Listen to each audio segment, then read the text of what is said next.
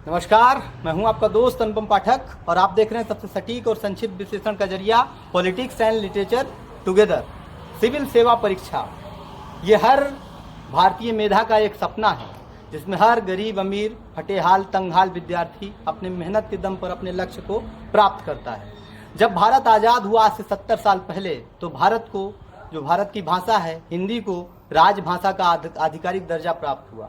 तब इस देश के लोगों को यह एहसास हुआ होगा कि जो हमें अंग्रेजी हुकूमत से मुक्ति मिली है, इसके साथ ही साथ हमें आज़ादी मिलेगी। एक खास तरह की गढ़ी गई जो अंग्रेजियत है, जो अंग्रेजीपन है, उससे भी मुक्ति मिलेगी। लेकिन आज भी इस देश में क्या अंग्रेजियत हावी है? ये विचार जब हमारे दिमाग में कौंधता है तो हमारे दिमाग में तमाम प्रकार के सवाल उठने लगते हैं। और ये सवाल जायज़ भी हैं, क्योंकि अंग्रेजियत वास्तव में हावी है। और सवाल ये है कि ये कब तक हावी रहेगी, कब तक आखिर अन्याय होता रहेगा हिंदी माध्यम की जो प्रतिभा है उसके साथ, हिंदी माध्यम की जो मेधा है उसके साथ। इस बात पर चर्चा बहुत ज़रूरी है और आज हम इसी मुद्दे पर बात करने के लिए यहाँ पर उपस्थित हुए हैं। अगर हम इतिहास का पन्ना पलटें तो हमें पता चलता है कि 1979 से पहले भारत की जो लोक सेवा परीक्षा है उसमें हिंदी माध्यम नाम का कोई विकल्प नहीं था। जब मैं ये बोल रहा हूँ तो आपको ताज्जुब हो रहा होगा, आश्चर्य हो रहा होगा, लेकिन ये सच है, खालिस सच है। और ये सच बहुत कड़वा है हिंदी माध्यम की मेधा के लिए, हिंदी भाषा के लिए, कि अपने देश में ही इस तरह से हिंदी को दुराग्रह का विषय बनना पड़ रहा है।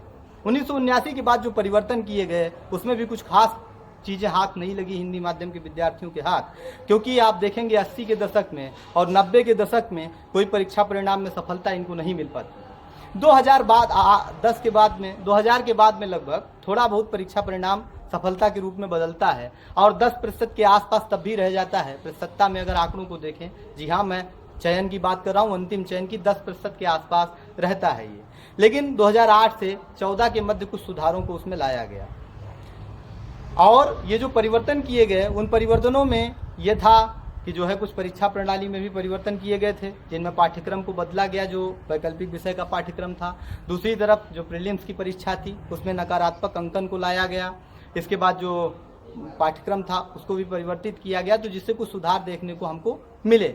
सन 2010 में एक प्रकार का परिवर्तन होता है, जिसमें पहले जो है जो यूपीएससी की परीक्षा थी उसमें विषय के हिसाब से जो है विद्यार्थियों का चयन किया जाता था प्रीलिम्स से, लेकिन उसको बाद में हटा दिया जाता है और उससे भी जो है हिंदी माध्यम के विद्यार्थी पूरी तरह प्रभावित होते हैं। जिसे जो पहले प्रीलिम्स में वो सफल होकर के 40 से 45% आते थे, वो बाद में 10 से 15% ही रह गया। एक और परिवर्तन जिसकी ओर आपका ध्यान में आकर्षित करूंगा यूपीएससी में किया गया, उसमें यह किया गया था कि 2014 में ये कहा गया कि जो मुख्य परीक्षा है उसमें से हिंदी के जो अंक हैं वो तो जोड़े जाएंगे, अंग्रेजी के जो अंक हैं वो जोड़े जाएंगे, लेकिन हिंदी और अन्य भारतीय भाषाओं का अंक जो है वो नहीं जोड़ा जाएगा। हालांकि ये जो है इसका आंदोलन किया गया, इस पर बहुत सारे लोगों ने सवाल उठाए, सरकार का पर दबाव बना और इसे लोकसभा से ही वापस ले लिया जाता है।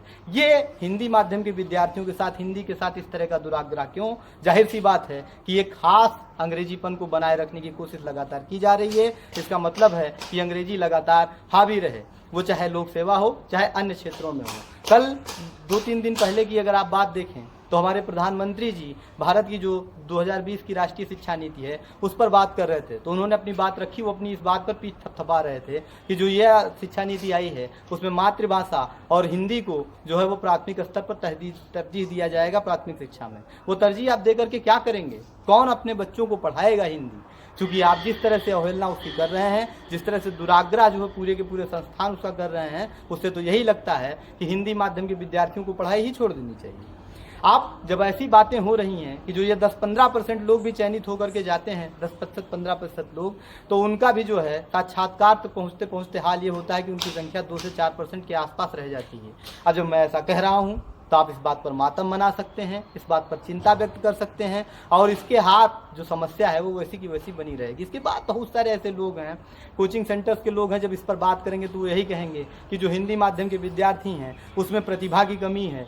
जो लोग प्रतिभाशाली हैं वो चयन होकर के जा रहे हैं, हिंदी माध्यम में विषय सामग्री नहीं है। लेकिन जो बड़ी समस्या है वो यही है, हमारे देश के लिए सवाल है कि आप जब आत्मनिर्भर भारत की बात कर रहे हैं तो आपके लिए एक सवाल छोड़ता मैं जा रहा हूँ कि ये आज तक क्या हिंदी भाषा और अपनी भाषाओं में हम इतना आत्मनिर्भर नहीं बन पाए हैं कि हमें जो है जो अंग्रेजी है उसके ऊपर हमारा जो है उसका प्रभुत्व हमारे ऊपर स्थापित है।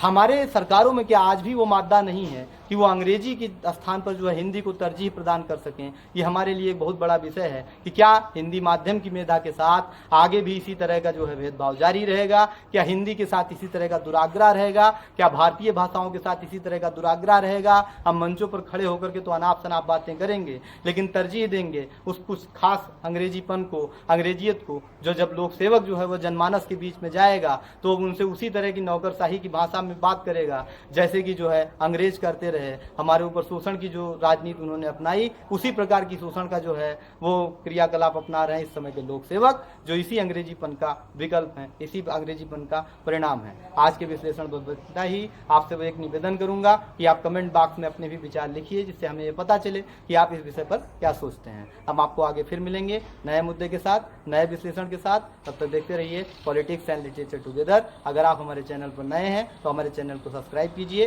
वीडियो को लाइक कीजिए और शेयर कीजिए। जय हिंद।